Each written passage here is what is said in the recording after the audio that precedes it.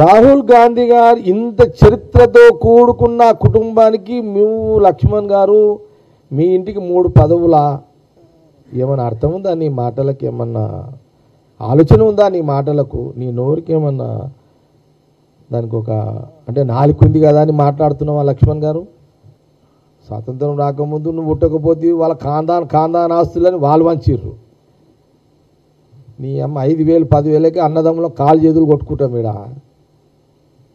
1,00,000 రూపాయలు పంపకం ఉంటే అన్నదమ్ముల మధ్యలో పంచాయతీలు అవుతుంటాయి. ఈడ వేల కోట్ల రూపాయలు మోతీలాల్ నెహ్రూ గారు స్వాతంత్రం కోసం గాంధీ గారు చేతిలో పెట్టి ప్రజలను కాపాడు, పోరాటం చేయి, బ్రిటిష్ని తరిమికొట్టు అని ఒక నినాదంతో ఆస్తులు ఇచ్చిన చరిత్ర గల కుటుంబం మీద లక్ష్మణ్ గారు మీరు మాట్లాడుతున్నారే. మీ అమ్మనాయన అడగండి అయ్యా, మీ అమ్మని అడుగు, మీ నాయనని అడుగు. నువ్వు పుట్టకముందు మీ అమ్మ నాయన ఉన్నారు, అడుగు లక్ష్మణ్ గారు.